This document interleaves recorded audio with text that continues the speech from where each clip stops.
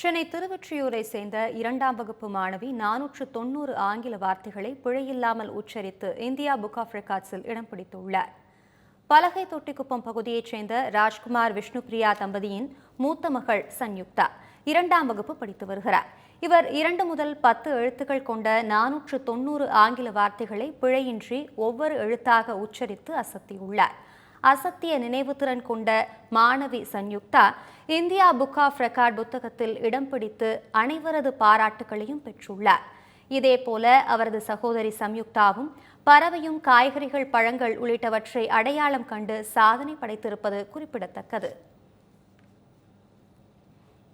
Family, parent, respect, festival, nuclear, together, join, everyone, home, story, mother, maintain.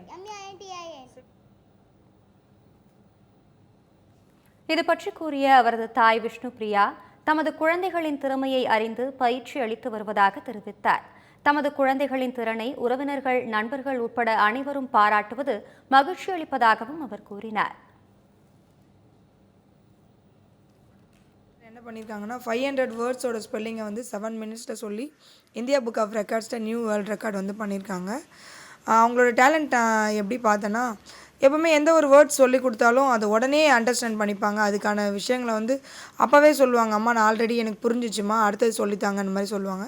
சரி, okay, நம்ம பாப்பா இவ்வளோ இதுவாக எல்லாமே சொல்கிறாளேன்ற ஒரு காரணத்துக்காக இந்தியா புக் ஆஃப் ரெக்கார்ட்ஸை ட்ரை பண்ணலான்னு பண்ணி இப்போ நியூ வேர்ல்ட் ரெக்கார்ட் அவங்க பண்ணியிருக்காங்க.